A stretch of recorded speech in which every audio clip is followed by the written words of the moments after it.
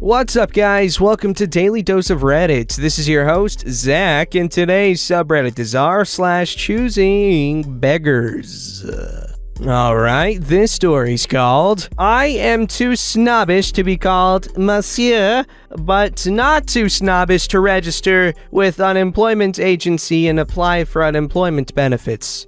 My first real post on Reddit? English isn't my first language, but I hope my best efforts will make me understandable and you awesome people will excuse me for my miswriting. Don't hesitate to teach me though, I aim to have fluent English. Also, since I like it when people give little explanations on how things work in their country, I try to do the same. Tell me if it's too much. From March 2020 to September, I was working as a civic service, a voluntary system with a small allowance, at France's governmental employment agency, which registers unemployed people, helps them find jobs, and provides them with financial supports. My mission was to be at the free access computers in the reception room, helping the job seekers to use computer equipment, their personal internet space, and carry out frequent procedures. Because of the job's nature and target public, I mainly deal with poor-income people, students, young adults starting their active life, refugees, old people, boomers, stuff like that. In my first week, a tall white dude in his 40s arrives, dressed like a big business chairman and walking like a rooster in heat season, and demands at the receptionist to put him on the list, as nobody understands what the heck he calls the list, nor what he wants or why he demands anything. The receptionist asks him the first thing any receptionist must ask. Are you registered to be? He isn't, so the receptionist details what he needs to do. Get on PE's website, click the register page, and fill the form. If he wants, he can use the agency's free access computers, and the civic service person can help him if he needs it. Normal stuff. After a few seconds of staring at the receptionist, he walks to the computer, takes some time to figure out that the big computer screens with big tactile and touch here text and everyone around touches with their fingers is in fact tactile. And then he stays here, immobile as a statue, in front of a screen presenting different big buttons like register or access my personal space. At this point, I just finished with the job seeker I was with, so I walk up to this posh guy. I can't translate this to English correctly, but imagine this guy talking like an annoying dandy from a satiric movie about social classes. Hello, do you need help? I need to, register. Although I don't like this idea, so can you put me on the list? I see. You can hit the register button in the top left corner.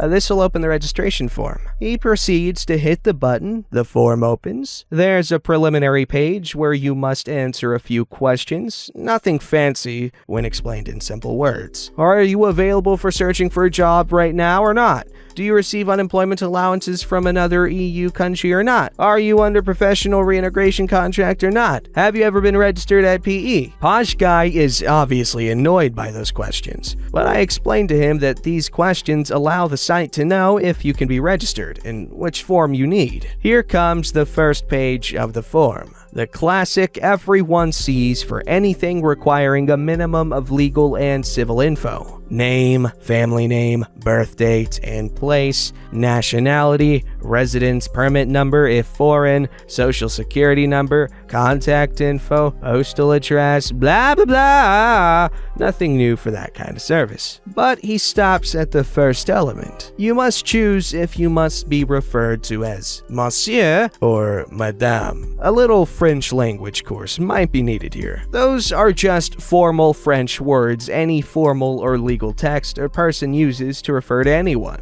It's like Mr. and Mrs. You receive a letter, it's addressed to Monsieur or Madame, family name, etc. Nothing unexpected here. Posh guy is a male, so he should choose Monsieur and continue, right? Well, he doesn't do it. Now, you may be thinking, maybe he identifies as female, so he wants to choose Madame. Or he identifies as neither of these and...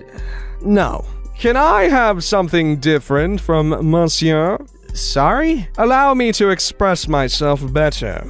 I don't want you to call me monsieur. You can choose madame instead. No, I just wouldn't want to be called by a monsieur. What do you mean? Well, I'm afraid it would be incongruous for you to call me monsieur because that would make me, how to say, it would sound as if I were a commoner, you see? At this point, I'm staring at him, wondering if he possibly lived in a cave since 1789 and missed the memo about the French Revolution, and the one about abolition of privileges, and the one for the Declaration of the Rights of Man and of the Citizen. Or maybe that's because he never set a valid postal address by not indicating if he wanted to be referred as Monsieur or Madame. Who knows? But then he continued. I mean, wouldn't that be ludicrous to address each other like some citizens,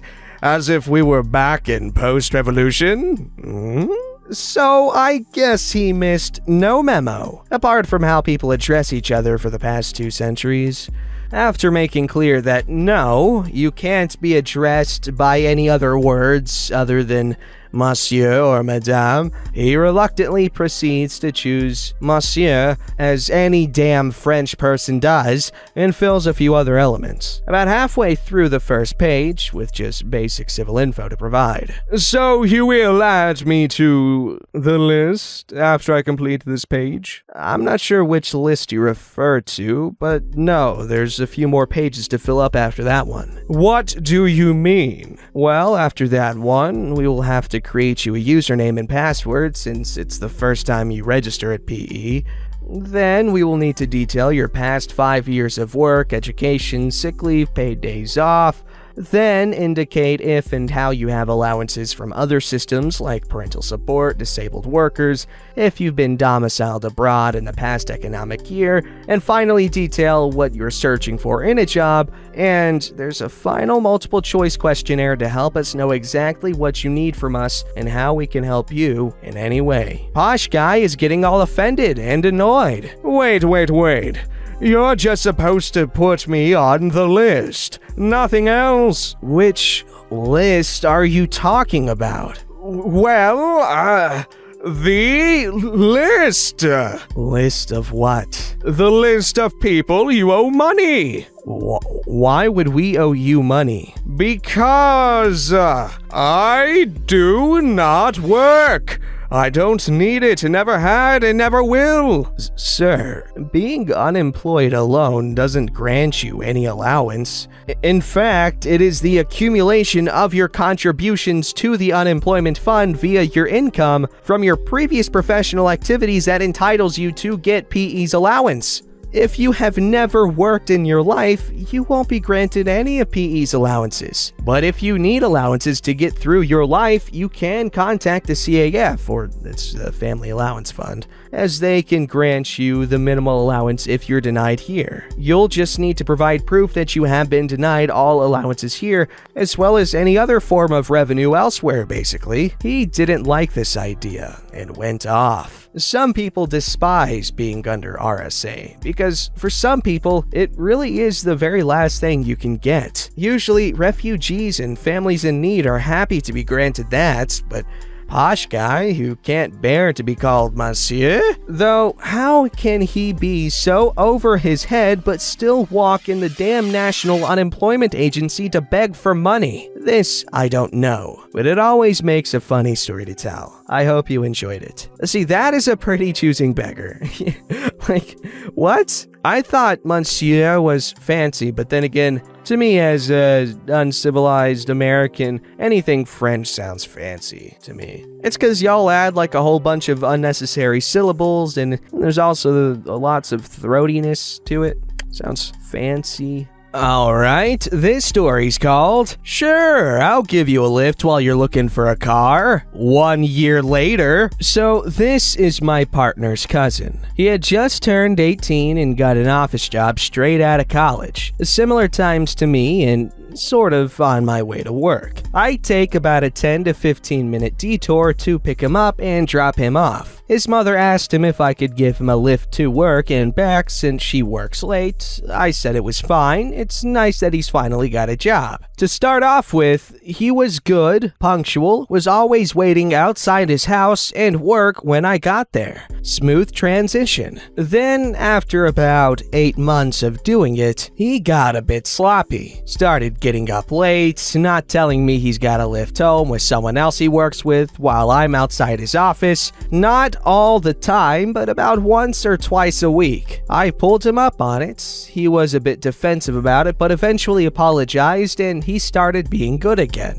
Now comes to last week. I am no longer giving him a lift due to his rudeness. I started feeling really rough on Sunday, flu-like symptoms, and told my work that I won't be in. I tried calling my partner's cousin a few times, but he didn't answer. So I sent a voicemail around midday saying that I won't be at work, so he'll have to find a lift there. This is how the conversation went. Hey mate, sorry I can't give you a lift to work tomorrow. I'm off sick. Got the flu that's going around at the moment. Probably worth getting a taxi for tomorrow.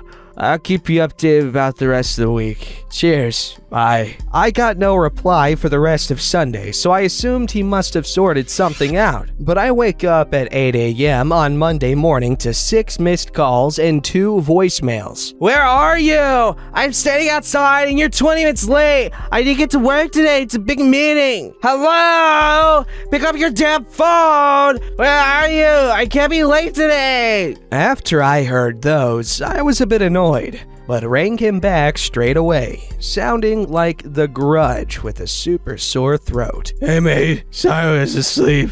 Still feeling really crap. Did you not get my voicemail yesterday? I saw it, but I haven't listened to it because I didn't want to spend credit listening to voicemails. Are you still coming? Mate, definitely not. I can't get up without my head feeling like it's about to burst. Have you not sorted the lift out?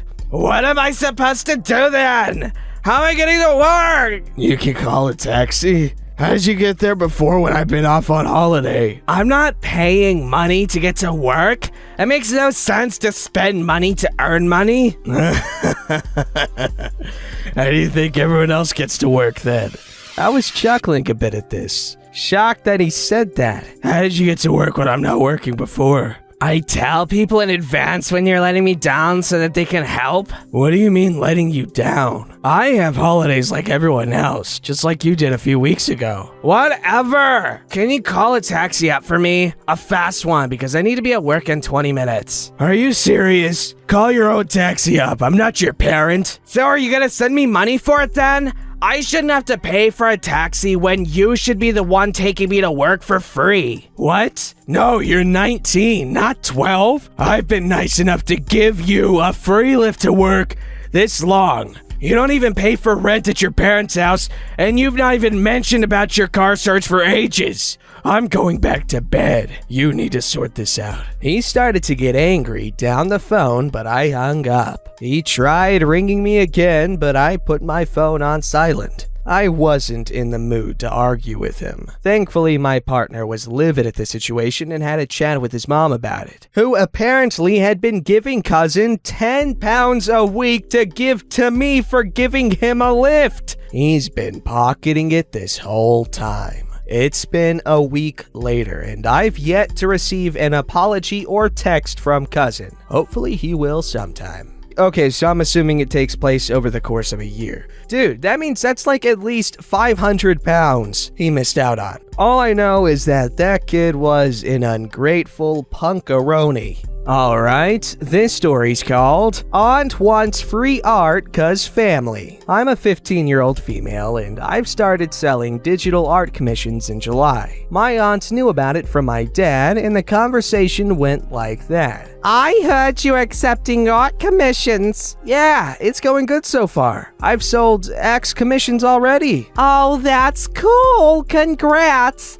I was wondering if you could do portraits of my kids. She has 4 kids, thinking she wants to buy the portraits. Oh, sure, I'd be happy to do that.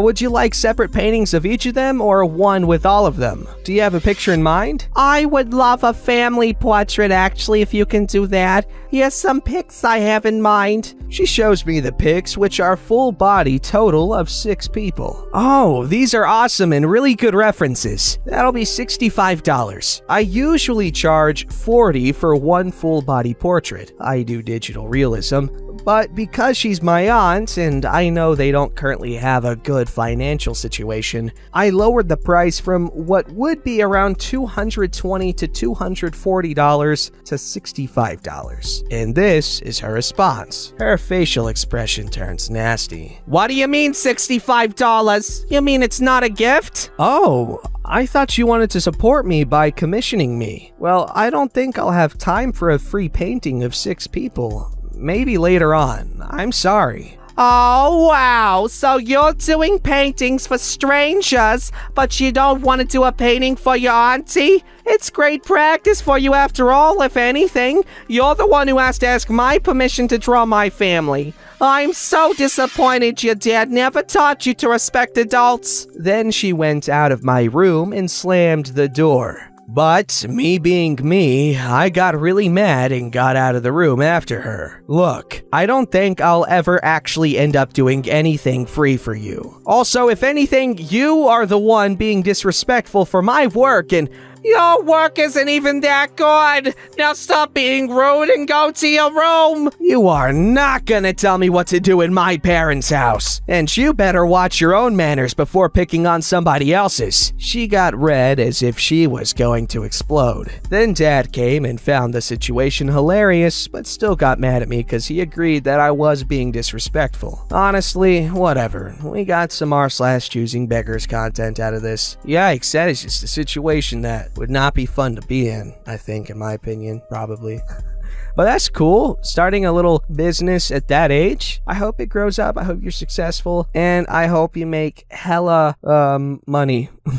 Don't forget to like, subscribe, and hit that bell to never miss an episode.